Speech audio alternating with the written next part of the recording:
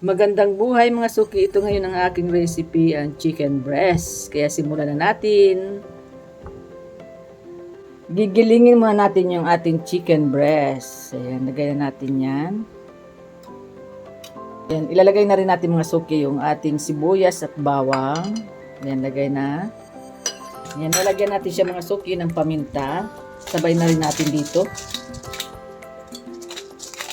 Dahil wala tayong mga powder.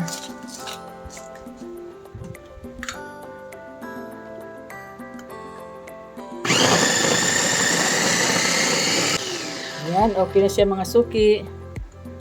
Tingnan na natin siya. Ayan, okay na. Oh.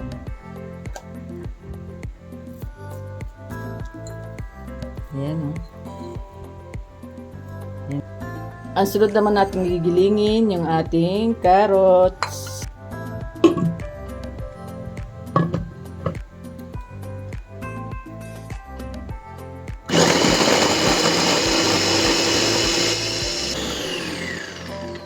Ayan, okay na siya mga suki. Oh. Pwede na. Simulan na natin mga suki. Pagsamasamahin na natin yung ating mga sangkap. Ang una nating ilalagay yung ating chicken breast. Ayan. Lagyan na natin yung ating giniling na carrots. Ilagay na rin natin yung ating spring onion. Yan, maglalagay tayo ng 1/2 cup ng flour. Yan, maglalagay din tayo mga suki ng cornstarch. Yan, maglalagay din tayo mga suki ng baking powder. Yan, 1 tablespoon. Lagyan natin siya ng isang itlog. Then, lagyan na natin siya ng asin. Ayan, 1 tablespoon lang na asin, baka umalat. Ayan, lalagyan natin siya mga suki ng oregano powder. Ayan, kalahati lang ng sachet. Ayan, kailangan natin siyang kamayin mga suki para mahalo na masyado. Ayan, ang sunod natin gagawin mga suki, bibilugin na natin.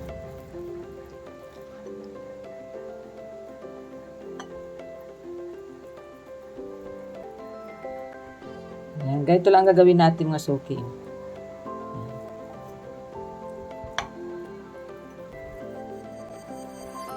Ayan. Ayan, ganito lang ang gagawin natin. Ito na mga suki, nakagawa na ako. Nabilog ko na siya lahat. Ngayon ang gagawin natin, ilalagay natin siya sa steamer. Ayan, nilagyan ko na din siya ng aluminum foil. Ilalagay lang natin dito. I-steam lang natin siya ng mga 5 minutes. Ayan.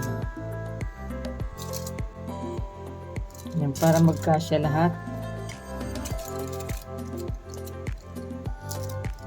Ayan. Ito na mga suki, oh. Ayan, i-steam na natin siya mga suki. Ayan, takpan muna natin siya. Tignan na natin mga suki, after 5 minutes, ito na siya. Ayan, bango. Ayan, pwede na natin siyang ahonin mga suki.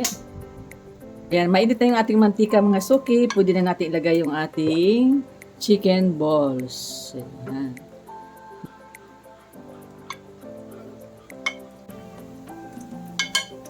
Ayan, luto na siya mga suki, oh. Oh, ayan.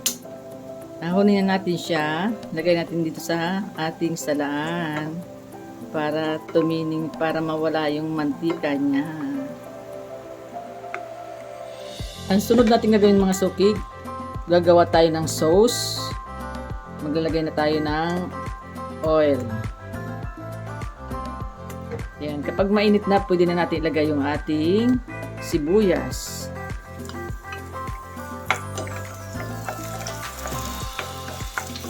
Yan, isunod na rin natin yung bawang at lagyan natin siya ng paminta.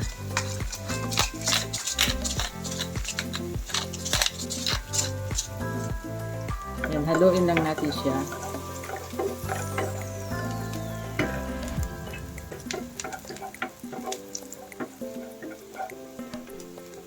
Yan, pwede na natin ilagay yung ating soy sauce. Then, maglalagay na tayo ng tubig. Ayan. Then, maglalagay tayo ng konting sukang paumbong. Ayan. Haluin lang natin siya. Makulo na siya mga suki. Pwede na natin ilagay yung ating brown sugar. Maglalagay na tayo mga suki ng cornstarch. Ayan, unti-unti lang, baka naman sumubra ng lapot siya. Ayan, okay na oh.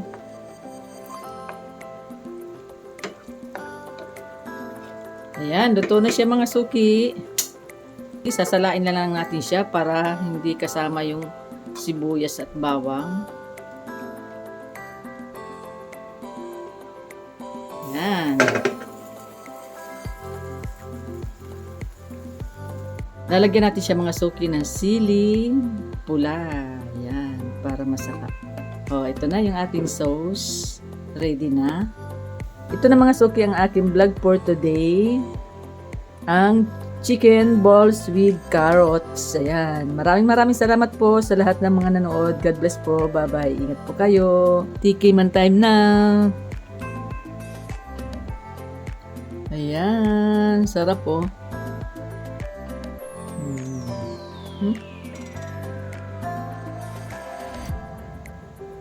Sarap mo suki. Ayan. Sarap.